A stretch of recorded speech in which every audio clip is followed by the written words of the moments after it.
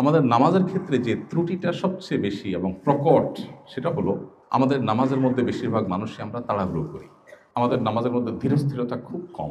নামাজ নিয়ে যদি আমরা এখানে যত মানুষ আছি সবাইকে একটা করে ফর্ম দেওয়া হয় বা কাগজ কলম দেওয়া হয় যে আপনি আপনার নামাজের কোন জায়গাটা নিয়ে আপনার স্যাটিসফ্যাকশন নাই, আপনি কোন জায়গাটা নিয়ে আপনার অভিযোগের জায়গা, নিজের প্রতি নিজের অভিযোগ যে আমার নামাজের এই জায়গাটা নিয়ে আমি তৃপ্ত না, তাহলে আমার মনে হয় বেশিরভাগ মানুষই বলবেন মনোযোগ নাই আমাদের। আমি কি সঠিক বলেছি? আমাদের মনোযোগ নিয়ে আমাদের সবচেয়ে বেশি অভিযোগ নিজের ব্যাপারে, যে আমি নামাজ পড়ি আসলে মনোযোগটা থাকে না, অন্যদিকে মন চলে যায়। এই অভিযোগটা যথার্থ এবং এই অভিযোগ থাকা উচিত, কিন্তু আমরা আমাদের নামাজে যে পরিমাণ তাড়াহুড়ো করি, ওই তাড়াহুড়ো করাটা নামাজের কোয়ালিটিকে যতটা নষ্ট করে দেয়, এই মনোযোগহীনতার চাইতে সেটা অনেক বেশি ক্ষতিকর আমাদের জন্য, সেটা আমরা অনেকে জানিও না। নামাজের যে ফরজ আছে, নামাজের যে ওয়াজিব আছে, এটার তালিকা আছে না? কতগুলো ফরজ, কতগুলো ওয়াজিব, আর কতগুলো সুন্নাহ। এই ফরজ ওয়াজিব সুন্নতের তালিকার মধ্যে আপনি মনোযোগ ধরে রাখা, এটা ফরজ ওয়াজিব এর তালিকাতে আপনি পাবেন না। অবশ্যই সেটা নামাজের প্রাণ, নামাজের আসল জিনিস, রূহ, সন্দেহ নেই। কিন্তু কারণ মনোযোগ কম থাকলো, এর কারণে তার নামাজ বিশুদ্ধই হবে না, ফরজ আদায়ই হবে না, সুজদা দিতে হবে, এমন কোনো কথা নেই। কিন্তু তাড়াহুড়ো এটা যদি একটা লেভেল ক্রস করে চলে যায়, তাহলে সেক্ষেত্রে নামাজ হবেই। কারণ নামাজের মধ্যে ধীরস্থিরতা মিনিমাম একটা লেভেল পর্যন্ত থাকা, এটা হাম্বলি ফোকাহে কেরামের মতে ফরজ, হানাফি মাযহাব এর উলামায়ে কেরামের মতে ওয়াজিব। তার মানে সব উলামায়ে কেরাম একমত আবশ্যক, মাত্রা নিয়ে মতো পার্থক্য আছে। যেহেতু এদেশে আমরা বেশিরভাগ মানুষ হানাফি ফিকহ ফলো করি, অতএব ওয়াজিব তো নিশ্চিত। বরং অনেক ইমামদের মতে, সৌদি আরবের আলেমদের মতে এটাও ফরজ। তাহলে এই যে নামাজের মধ্যে তাড়াহুড়ো করা, এটা নামাজকে নষ্ট পর্যন্ত করে দিতে পারে। অথচ বেশিরভাগ মানুষের মধ্যে আমাদের এই রোগটা, ব্যাধিটা আছে। এই ব্যাধিটা সম্পর্কে আমাদের অনেকের খবরও নেই, আমরা জানি না যে ব্যাধিটা আমার মধ্যে আছে। এমনকি যারা আমরা মনোযোগ নিয়ে অভিযোগ করি যে আমার মনোযোগ ঠিক থাকে না, মনোযোগ ধরে রাখতে পারি না, আমার নিজের ক্ষুদ্র অভিজ্ঞতা, আমি দেখেছি যে যদি কেউ নামাজ খুব বেশি সময় নিয়ে আদায় করতে পারেন, ধীরস্থিরতার সাথে আদায় করতে পারেন, তার নামাজে মনোযোগ অটোমেটিক চলে আসে। এটা আপনি আজকে থেকে ট্রাই করতে পারেন। আপনার 2 রাকাত নামাজের জন্য ধরা যাক আপনি 3 মিনিট বরাদ্দ করেন, আপনি আজ থেকে 2 রাকাত নামাজের জন্য 5 মিনিট বরাদ্দ করেন। 4 রাকাত নামাজ পড়তে আপনার 5-6 মিনিট সময় লাগে, আজকে থেকে আপনি 10 মিনিট টাইম বরাদ্দ করেন। রুকুতে যে পরিমাণ সময় আপনি অন্য সময় দেন, আজকে থেকে একটু বাড়িয়ে দেন। সেজদায় যে পরিমাণ সময় দেন, আজকে সেটাকে ডাবল করে দেন। 2 সেজদার মাঝখানে উঠে বসা এবং সেখানে দোয়া আছে। এই দোয়া মিন জাওয়ামিআল আদইয়া, অল্প কথায় দুনিয়ার সব, আখিরাতের সব চাওয়া হয়ে যায় মাত্র 4-5টি বাক্যে। সব চাওয়া হয়ে যায়, ছোট ছোট কয়েকটা দোয়া। রব্বিগফিরলি ওয়ারহামনি ওয়াহদিনি ওয়াআফিনি ওয়ারফানি ওয়াজবুরনি ওয়ারযুকনি। কয়েকটা হাদিসের সন্নিবেশ করলাম। এই সবগুলো শব্দ এক হাদিসে নেই, কয়েক হাদিসে কয়েকটা শব্দ আছে, সবগুলো ঘুরে ফিরে এগুলোই, এর মধ্যেই সব। এখানে আল্লাহর কাছে ক্ষমা চাওয়া হচ্ছে, ক্ষতিপূরণ চাওয়া হচ্ছে, কোনো ক্ষতি হলে যেন আল্লাহ পোষায় দেন, রিজিক চাওয়া হচ্ছে, মর্যাদা চাওয়া হচ্ছে, রিজিক, দুনিয়ার সমস্যা, আখিরাতের সমস্যা, সব সমস্যার সমাধান চাওয়া হচ্ছে 2 সিজদার মাঝখানে। এখানে যে নবী করিম সাল্লাল্লাহু আলাইহি ওয়াসাল্লাম দোয়া শিখিয়েছেন, কেন শিখিয়েছেন? তার মানে দোয়া করার একটা জায়গা এটা। ফার্জ আমরা বেশিরভাগ মানুষ দেখবেন সিজদা থেকে উঠে বসেই আবার সিজদা দৌড় দিচ্ছে, এটা দোয়ার একটা জায়গা। এখন আপনি দোয়া পড়ছেন, ঠিক আছে, কিন্তু আমি যদি একটু দেখাই দোয়া পড়ার স্টাইলটা। ধরেন সিজদা থেকে আপনি উঠলেন, উঠতে উঠতে আপনি শুরু করলেন রব্বিগফিরলি ওয়ারহামনি ওয়াহদিনি ওয়াআফিনি, আবার আল্লাহু আকবার বললেন। একে দ্রুততার সাথে বললেন, আরেকটা হলো উঠতে উঠতে বললেন, যেতে যেতে বললেন। এবার আসেন, এটাকে আমরা জাগতিক একটা চাওয়ার সাথে মিলাই। আপনি আপনার এলাকার এমপি সাহেবের কাছে গেছেন একটা গুরুত্বপূর্ণ চাওয়া নিয়ে, আপনার এলাকাবাসীর দরকারি একটা জিনিস আছে বা কয়েকটা জিনিস আছে। এমপি সাহেবের কাছে যাওয়ার সময় উনি বসে অপেক্ষা করছেন, মিটিংয়ের টাইম সেট হয়েছে, আপনারা নেতারা গেলেন, ঢুকতে ঢুকতে বললেন, এমপি সাহেব আমাদের আসলে সুয়েজ লাইনের সমস্যা আছে, এই সমস্যা আছে, আমাদের অনেকগুলো সমস্যা আছে। ঢুকতে ঢুকতে বললেন, তারা অবশ্যই ঢুকতে ঢুকতে বললেন, কারণ আমার হাতে সময় কম। ঢুকতে ঢুকতে বললেন, বলে ওখানে যায় কিছু কথা বলে, বাকি কথা এখনো বাকি আছে, আপনি বেরোতে বলে, তাহলে এমপি সাহেব আমাদের আরো কিছু সমস্যা আছে, আপনি এটা বলতে বলতে বাইরে হলেন, কারণ আপনি অনেক ব্যস্ত। কি বলেন, এমপি সাহেবের ইমপ্রেশনটা কেমন হবে? পাগল নাকি? মানুষ এসে দরখাস্ত নিয়া, হাদিয়া তোফা নিয়া বসে থেকে তার জিনিস নিতে পারে না। ঢুকতে ঢুকতে আলাপ শুরু করছে, যাইতে যাইতে আলাপ করতেছে, কোনো কেয়ার নাই, গুরুত্ব নাই। ফাউল। আমি কি সঠিক বলেছি? তাহলে কিভাবে আমরা আশা করি যে আল্লাহ রাব্বুল আলামিনের কাছে আমরা যাইতে যাইতে পথে পথে দোয়া করব, কোনো ইহতেমাম নাই, কোনো স্থিরতা নাই, কোনো মনোযোগ নাই, কোনো আকুতি নাই, হৃদয় নিংড়ানো দোয়া নাই, কলিজা ছেঁড়া চাওয়া নাই? কিভাবে আমরা আশা করি যে আল্লাহ রাব্বুল আলামিন আমার এটা পূরণ করে দিবেন? দুনিয়ার একজন এমপির যদি এতটুকু আত্মসম্মান থাকে, তো ইন্নাল্লাহ গায়ুর, নবী সাল্লাল্লাহু আলাইহি ওয়াসাল্লাম বলেছেন, আল্লাহ রাব্বুল আলামিনের আত্মসম্মান সবচেয়ে বেশি, আত্মমর্যাদা সবচেয়ে বেশি আল্লাহ তাআলা। এই জন্য আল্লাহর সঙ্গে কেউ যদি কাউকে শিরক করে, আল্লাহকেও খুশি করতে চায়, আবার বান্দাকেও খুশি করতে চায়, তখন আল্লাহ বলেন, বান্দা তুমি যেহেতু আরেকজনকে খুশি করার চিন্তা করছো আমার পাশাপাশি, আমি আসলে কোনো শিরক পছন্দ করি না, আমি আত্মসম্মান বুঝি, সো তুমি তাকেই খুশি করো, সে খুশি হোক, আমি তোমার উপর খুশি হব। তাহলে আমাদের নামাজকে যদি আমরা পোস্টমর্টেম করা শুরু করে দেই, দেখা যাবে ওয়াল্লাহি বেশিরভাগ মানুষ আমাদের নামাজ টিকছে না। এই নামাজ আখিরাতে আল্লাহর কাছে আমাদেরকে মুক্তি এনে দেওয়া তো অনেক পরের কথা, নামাজের যে জাগতিক উপকারিতা থাকার কথা, যেমন ইন্নাস সালাতা তানহা আনিল ফাহশাই ওয়াল মুনকার, নামাজ মানুষকে অশ্লীলতা থেকে, অন্যায় কাজ থেকে বিরত রাখে, এই কাজটা হবে না। এবং আনফরচুনেটলি সেটাই আমরা দেখতে পাচ্ছি, যে নামাজ পড়ছি, আবার সমস্ত অপকর্মের দুয়ারও খোলা আছে। আমার নামাজ আমাকে পরিবর্তন করছে না, নামাজ তো হক আদায় করে হচ্ছে না, নামাজ তো পড়ার মতো পড়ছি না। এই জন্য ভাইয়েরা, আমাদের প্রথম কাজ হবে, আমরা সবাই, আমার সময় তো ওলামা একরাম ইমাম সাহেবদেরকে বলবো, মুয়াজ্জিন সাহেবদেরকে বলবো, আমরা সবাই আমাদের নামাজকে সুন্দর করা, এটা হবে আমাদের প্রথম প্রায়োরিটি এবং প্রথম চ্যালেঞ্জের কাজ। আমরা কিন্তু আদর্শ মসজিদের কথা বলছি, আদর্শ মুসল্লির কথা বলছি, আমরা কিন্তু আমাদের ঈমান আমল এখান থেকে হেফাজত করে নিয়ে যাওয়ার কথা বলছি, এই দুর্গগুলোকে শক্তিশালী দুর্গ হিসাবে গড়ে তোলার কথা বলছি। এর জন্য আমাদের প্রথম পদক্ষেপ হবে কি? আমাদের নামাজকে সবচেয়ে সুন্দর করা। এবং নামাজ সুন্দরের অংশ হিসাবে একটা মাত্র কর্মসূচির কথা বলেছি, সেটা হলো আপনি নামাজটা অধিক সময় নিয়ে করবেন, খুব ধীরস্থিরতার সাথে করবেন। হুযায়ফা ইবনুল ইয়ামান রাদিয়াল্লাহু তাআলা আনহু, তিনি এক ব্যক্তিকে দেখলেন খুব হুলস্থুল করে নামাজ পড়ছে, খুব হুলস্থুল। তখন নামাজ শেষ হওয়ার পর লোকটাকে ডাকলেন, ডেকে বললেন, তুমি এভাবে কতদিন নামাজ পড়ছো? কতদিন তুমি নামাজ পড়ছো? তখন সে লোক বললেন, 50 সানা, 50 বছর ধরে। হয়তো ইসলাম গ্রহণ করার আগে থেকেও তো মক্কার মানুষ, মুশরিকরাও তো নামাজ পড়তো, তাদের নামাজের ধরন ধাঁচ ভিন্ন ছিল, হয়তো মৌকা ও তাসদিয়া ছিল কোরআনের ভাষায়। যাই হোক, তো দীর্ঘদিন পর্যন্ত তিনি নামাজ পড়ছেন।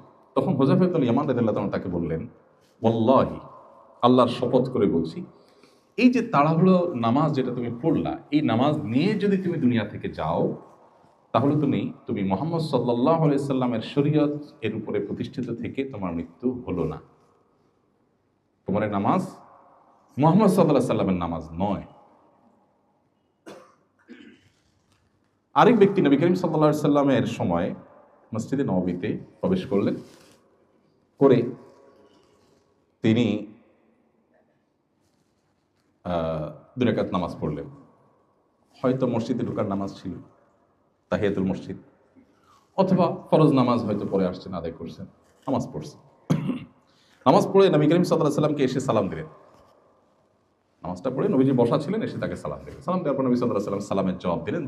জবাব দিয়ে বললেন, ইরজা ফাসাল্লি ফাইন্নাকা লাম তুসাল্লি, তুমি যাও, আবার নামাজ পড়ো, কারণ তোমার নামাজ হয়নি।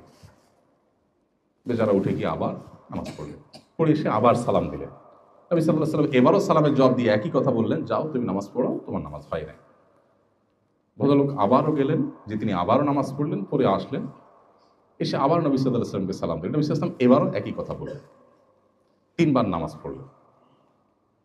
এখানে একটু থামি, আমি এই কথায় আসবো, এই জায়গাটায় আসবো, মাঝখানে একটু এখান থেকে একটা শিক্ষা নিয়ে নিই। এই ঘটনা যদি আমাদের সাথে ঘটতো, ধরেন নবী করিম সাল্লাল্লাহু আলাইহি ওয়াসাল্লামের সময়ে আমরা 2 রাকাত নামাজ পড়ে এসে সালাম দেওয়ার পরে বললেন যে তোমার নামাজ হয়নি, আবার পড়ো। পড়লাম, পড়ে আসলাম, আবার সালাম দিলাম, তিনি আবারও পাঠাইলেন, আবার পড়ে আসলাম, আবারও পাঠাইলেন। 3 বার এভাবে নামাজ পড়লেন সেই ব্যক্তি। আমাদের সময় যদি হইতো আমরা কি করতাম বলেন তো? মানে একটু আমরা করি, কি হতে পারতো? হ্যাঁ, বিরক্ত হইতেন, বিরক্তি বোধ করে কি করতেন? একটা রিপ্লাই তো আসতো, সে কি হতে পারতো? হ্যাঁ হ্যাঁ, না সংঘর্ষ হলো, আল্লাহ রাসূল যেহেতু ডাইরেক্ট সংঘর্ষ হয়তো হতো না। ইয়েস, কিভাবে পড়বো, এই যে সঠিক। আমরা হলে বলতাম আপনি আমাকে বলে দিলেই তো হয়, আমরা এতবার নামাজ পড়াচ্ছেন, কি সমস্যা, সমস্যাটা কি? আপনি আপনার হুজুরকে দিয়ে চিন্তা করেন, আপনি ইমাম সাহেব যদি আপনাকে এই কাজটা করেন, আপনি কি করবেন? বলুন হুজুর আপনি আমার সোজা বলে দিতে পারতেন, এত আর বলার দরকার কি? আপনি বলছেন না কেন? নবী করিম সাল্লাল্লাহু আলাইহি সাল্লামের শিক্ষাদান পদ্ধতি নিয়ে বহু গবেষণা হয়েছে পৃথিবীতে, বহু পিএইচডি হয়েছে। আপনারা একটা হাদিস শুনবেন, সম্ভবত আবু যর গফার রাদিয়াল্লাহু তাআলার সাথে নবী সাল্লাল্লাহু আলাইহি ওয়াসাল্লাম বের হয়েছেন। শীতকালে গাছের পাতাগুলো সব গোড়া বোটা একেবারে নরম হয়ে থাকে, একটু না দিলে ঝরে পড়ে। নবী সাল্লাল্লাহু আলাইহি ওয়াসাল্লাম তাকে নিয়ে ফজরের পরে বের হলেন। এরকম একটা গাছ, এর পাতা সবগুলো পেকে আছে, ঝরে পড়বে। আমাদের দেশে তো শীতের সময় খুব বেশি ঝরে পড়ে না, ইউরোপে, পৃথিবীর অন্যান্য দেশে, যে ঠান্ডা প্রধান দেশগুলোতে, জাপানে, কোরিয়াতে, অন্যান্য দেশে যারা গেছেন তারা জানেন যে শীতের সময় গাছের শুধু ইয়েটা থাকে, কঙ্কালটা থাকে, ডালগুলো থাকে, পাতা সব পড়ে সাফ হয়ে যায়, আবার নতুন পাতা গজায়। তো নবী সাল্লাল্লাহু আলাইহি ওয়াসাল্লাম এরকম প্রচন্ড ঠান্ডা, পাতাগুলো সব ঝরে পড়ার জন্য প্রস্তুত হয়ে রয়েছে, 2-4টা পড়ছে, উনি গাছটা ধরে জোরে ঝাঁকুনি দিলেন, সব পাতাগুলো পড়ে গেল, সামান্য কিছু হয়তো ছিল। এবার আবু যর গফার রাদিয়াল্লাহু তাআলাকে বলছেন যে আবু যর, আপনি জানতে চাইলেন না আমি কেন এই কাজটা করলাম, আপনি আমাকে জিজ্ঞেস করলেন না। এবার আবু যর গফার রাদিয়াল্লাহু তাআলা বলছেন যে রাসূলুল্লাহ কেন করেছেন? তখন নবী সাল্লাল্লাহু আলাইহি ওয়াসাল্লাম বলেছেন, এই যে গাছের পাতাগুলো নাড়া দিলাম আর সব ঝরে পড়ে গেল, কোনো আল্লাহর বান্দা যখন 5 ওয়াক্ত নামাজ সময় মতো সুন্দর করে সঠিকভাবে আদায় করেন, তার ছোটখাটো গুনাহগুলো এইভাবে ঝরে একদম সাফ হয়ে যায়। আমরা যদি হতাম হয়তো বলে বসতাম, এই কথাটা আপনি শুরুতে বললেই তো, আপনি আগে ঝাড়া দিলেন, এরপর বললেন আমি কেন ঝাড়া দিলাম তুমি জিজ্ঞেস করলে না, তারপর আমাকে উত্তর দিলেন। যারা টিচিং মেথড নিয়ে গবেষণা করেন সারা ওয়ার্ল্ডে, নবী করিম সাল্লাল্লাহু আলাইহি ওয়াসাল্লাম এক একটা হাদিস নিয়ে হাজারো পৃষ্ঠার বড় বড় থিসিস এবং গবেষকদের গবেষণা আইটেম এখানে আছে। একজন মানুষকে একটা কথা বলার আগে, শেখাবার আগে তাকে তার অ্যাটেনশন গ্রো করা, প্রশ্ন করে উত্তরের জন্য তাকে আগ্রহী করে তোলা, আর অনেকগুলো দিক এখানে আছে। যাই হোক, তো এই যে নবী করিম সাল্লাল্লাহু আলাইহি ওয়াসাল্লাম ওই ব্যক্তিকে 3 বার নামাজ পড়ালেন, এরপর তিনি বলছেন হে আল্লাহর রাসূল, আমাকে আপনি শিখিয়ে দিন, আল্লাহর শপথ করে বলছি যে আল্লাহ আপনাকে রাসূল করে পাঠিয়েছেন, আমি এর চেয়ে সুন্দর নামাজ আর পারি না, অতএব আপনি আমাকে শিখিয়ে দেন। কথা দেখেন, কথার ধাঁচ দেখেন, কেন সাহাবীরা সাহাবী আর কেন আমরা, তাদের সাথে আমাদের পার্থক্য আকাশ পাতাল। কেন কেন নবী সাল্লাল্লাহু আলাইহি ওয়াসাল্লাম বলেছেন তোমাদের কেউ যদি সামান্য পরিমাণ আল্লাহর রাস্তা দান করে, এই মদিনার কয়েক কিলোমিটার বিশিষ্ট উহুদ পাহাড় সমপরিমাণ স্বর্ণ পরবর্তীরা দান করে তোমাদের মর্যাদার সমান হতে পারবে না। কেন এটা বলেছেন, পার্থক্যটা কত বেশি তাদের সাথে আমাদের, এই ঘটনাগুলো প্রত্যেকটা হাদিসের পরতে পরতে আপনি শিক্ষাগুলো পাবেন। আমরা এখান থেকে জাস্ট শিক্ষাটা নিলাম, এবার মূল পয়েন্টে আসি। ওই ব্যক্তিকে নবী সাল্লাল্লাহু আলাইহি ওয়াসাল্লাম বললেন যে আবারও পড়ো, তখন বললেন যে আমাকে আপনি শিখিয়ে দেন, কারণ ইচ্ছে ভালো নামাজ আমি আর যাই না। তখন নবী সাল্লাল্লাহু আলাইহি ওয়াসাল্লাম তাকে শিখালেন যে তুমি যখন দাঁড়াবে সূরা কিরাত পাঠ করবে, তারপর তুমি রুকুতে যাবে, রুকুতে যাওয়ার পর হাত্তা তাতমাইন্না রাকিআন, রুকুতে গিয়ে তুমি একেবারে স্থির হওয়া পর্যন্ত অপেক্ষা করবে। তার মানে এরপরে রুকু তোমার স্টার্ট হলো। এরপর রুকু থেকে তুমি যখন মাথা তুলে সোজা করবে তখন তুমি দাঁড়াবে, একেবারে টান টান সোজা হওয়া পর্যন্ত অপেক্ষা করবে, তাহলে তোমার দাঁড়ানোটা কমপ্লিট হবে। এরপর তুমি যখন সেজদায় যাবে তুমি একইভাবে সেজদা গিয়ে একেবারে স্থির হওয়া পর্যন্ত অপেক্ষা করবে, তারপর তোমার সেজদা শুরু হলো। সেজদা থেকে সোজা হয়ে বসে তুমি একবারে টান টান সোজা হয়ে বসবে, তারপর বসাটা তোমার কমপ্লিট হবে। এইভাবে প্রতিটি কাজ ধীরে ধীরে তোমাকে করতে হবে। এটা নবী সাল্লাল্লাহু আলাইহি ওয়াসাল্লাম সেই সাহাবীকে শিখালেন। এবার আসেন আমরা যে নামাজ পড়ি, এই হাদিসকে এক পাশে রাখি আর আমাদের নামাজের দৃশ্যকে এক পাশে রাখি। আমরা কিভাবে পড়ি, আমাদের নামাজের ধরনটা কি আমি বলি, সুবিধা হবে, কারণ আমি তো আপনাদেরই একজন, রোগীদেরই একজন। আমরা হাত বেঁধেই 4G বা 5G গতিতে আমরা সানা শুরু করে দিই। এরপর সূরা ফাতিহা, অন্য সূরা মিলানো। আমরা মনে করি মোবাইলে যেহেতু যত গতি হয় তত ভালো, আমাদের বোধ হয় নামাজেও গতি যত হয় তত ভালো।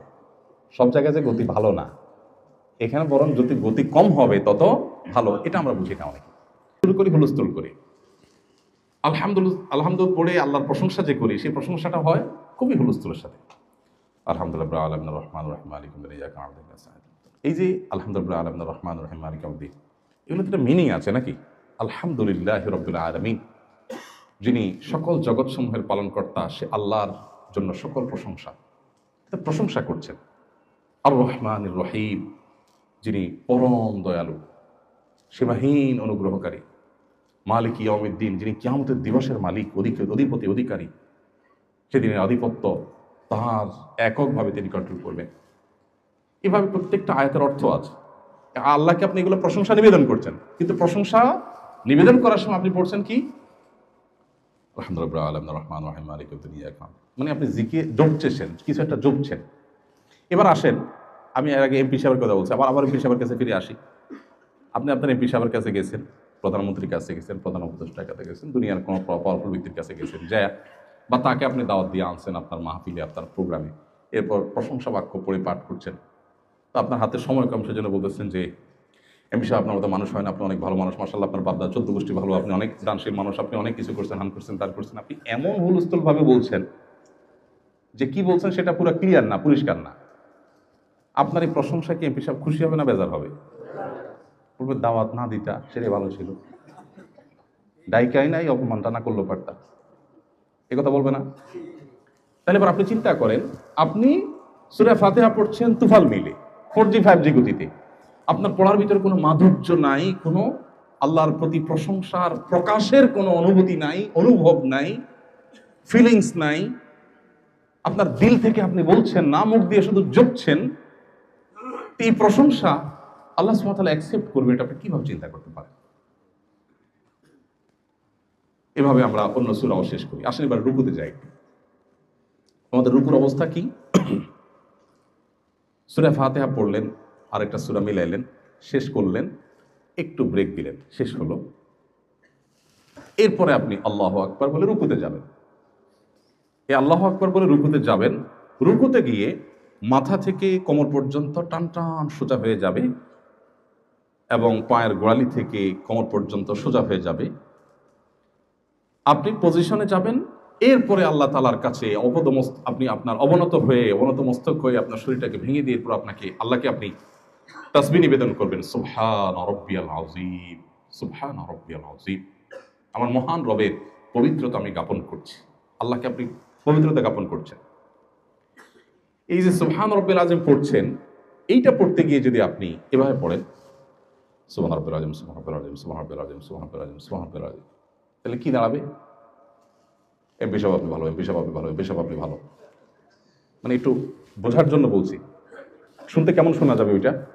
তাহলে আল্লাহ রাব্বুল আলামিনের শানে আমরা যেটা করছি, তিনি আর কোথাকার এমপি, সেও মানুষ, আমিও মানুষ, হয়তো উনি এমপি, আমি এমপি না, এই তো এইটুকুর কারণে তিনি যদি এতটা অপমান বোধ করেন, এতটা তিনি কষ্ট পান, তাহলে আল্লাহ রাব্বুল আলামিন তিনি তো গায়ুব, সবচেয়ে বেশি আত্মমর্যাদা আল্লাহ রাব্বুল আলামিনের জাতে পাকের। তাহলে তিনি কিভাবে আমাদের এই সুবহানাল্লাহ এগুলো নেবেন? মসজিদ ভর্তি মানুষ, আমরা তাসবিহ পাঠ করছি, আমাদের তাসবিহ সেই তাসবিহ হচ্ছে না যে তাসবিহ আমাদেরকে কোয়ালিটিফুল নামাজ উপহার দিতে পারে।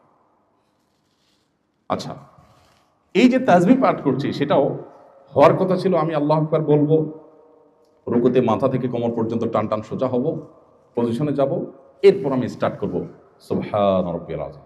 আচ্ছা, আমার প্রশ্ন, রুকুর তাসবিহ কখন পড়তে হয়? প্রশ্নটা কি বেশি কঠিন হয়ে গেল? রুকুর তাসবিহটা কখন পাঠ করতে হয়? রুকুতে যাওয়ার পরে। ফাইন, উত্তর সঠিক। আমরা বেশিরভাগ মানুষ সাধারণত যে প্র্যাকটিস দেখা যায় সেটা হলো আল্লাহু আকবার বলে মানে শরীরটা বাঁকা করতে একটু সময় লাগে, পজিশনে যেতে সময় লাগে, আল্লাহু আকবার বলে ফেলতে মুহূর্তের মধ্যে, একদম বিদ্যুৎ চমকের মতো আল্লাহু আকবার বলেই সুবহানা বলা শুরু হয়ে যায়। মানে পথে থেকেই সুবহানা রব্বিয়াল আযীমে সুবহানা শুরু হয়ে যায়।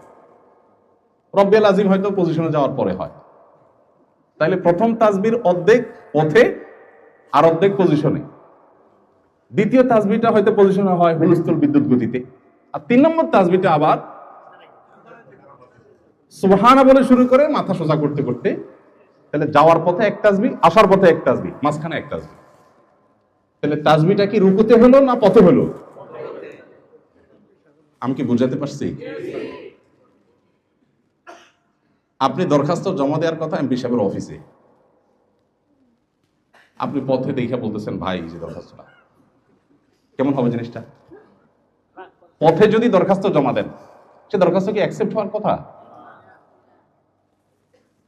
আপনার তাসবিহ পড়ার কথা রুকুতে গিয়ে, আপনি তাসবিহ প্রথমটা পড়ছেন পথে, শেষেরটাও পড়ছেন পথে, মাঝখানেরটা জায়গা মতো পড়তেছেন সেটাও তুফান মেইলে। এগুলো রুকু। রুকু থেকে ওঠার পর নবী করিম সাল্লাল্লাহু আলাইহি ওয়াসাল্লাম ওই সাহাবীকে শিখিয়েছিলেন, সম্ভবত হাদিসের ভাষ্য হলো হাত্তা তাস্তাউইয়া কায়েমান, টান টান সোজা হওয়া পর্যন্ত তোমাকে অপেক্ষা করতে হবে। এখন আপনি সামি আল্লাহু লিমান হামিদা বলে মাথাটা সোজা করতে দেরি, আবার নামাতে দেরি, পুরো সোজা হতে দিচ্ছেন না। হওয়ার কথা ছিল আপনি সোজা হবে, সামি আল্লাহু লিমান হামিদা, সোজা হয়ে গেছেন। এবার স্টার্ট হবে রব্বানা ওয়া লাকাল হামদ, রব্বানা লাকাল হামদ। হাদিসে কয়েক ভাবে আছে, কিন্তু সেটা হবে রুকু থেকে সোজা হয়ে টান টান দাঁড়িয়েছেন। এবার আপনি দাঁড়িয়ে আল্লাহকে প্রশংসা করছেন। নামাজের মূল থিমটা কি? আমি দাঁড়িয়ে প্রশংসা করেছি আল্লাহকে, এরপরে আবেগে আপ্লুত হয়ে শরীরটা ভেঙে দিয়ে আল্লাহর সামনে নুয়ে পড়ে বিনয় অবনত হয়ে তারপর আল্লাহর পবিত্রতা জ্ঞাপন করছি। সেভাবে কিছুক্ষণ প্রতি পবিত্রতা জ্ঞাপন করার পর আবারও আমি দাঁড়িয়ে গেলাম, দাঁড়িয়ে টান টান সোজা হয়ে এবার আল্লাহকে আবার প্রশংসা জ্ঞাপন করব, সেই প্রশংসা জ্ঞাপন করব দাঁড়িয়ে। অতএব দাঁড়িয়ে টান টান সোজা হলাম, এরপরে স্টার্ট হবে রব্বানা ওয়া লাকাল হামদ হামদান কাসীরান তাইয়িবান মুবারাকান ফীহি। প্রত্যেকটা শব্দের মিনিং আছে, সেটা বুঝে বুঝে আমি আল্লাহকে নিবেদন করব। হয়ে গেছে দান পরের তাসবিহ পড়া, এরপর আমি আল্লাহু আকবার বলে সিজদায় যাব। সিজদাও কিন্তু ওই একই কাহিনী হয়, সুবহান রাব্বিয়াল আলা পথে যাইতে আসতে মাঝখানটা তুফান মিলে ফোরজি গতিতে শেষ সিজদা। সিজদা থেকে উঠেও ওইরকম সোজা হয়ে টান টান হয়ে বসা বসে নাই, উঠতে দেরি যাইতে দেরি নেই। নবী করিম সাল্লাল্লাহু আলাইহি ওয়াসাল্লাম এটাকে বলেছেন কানাকরিদ দিক, মোরগ যেভাবে ঠোকর দেয় আমাদের নামাজগুলো সেরকম ঠোকর। কথাগুলো এই জন্য বলছি, ওই যে নবী সাল্লাল্লাহু আলাইহি ওয়াসাল্লাম বলেছেন কিয়ামতের আগে মসজিদ ভর্তি মুসল্লি হবে, একজন মুসল্লিও খুঁজে পাওয়া কঠিন হবে, পাওয়া যাবে না যে তার খুশু খুশু নামাজের মধ্যে আছে।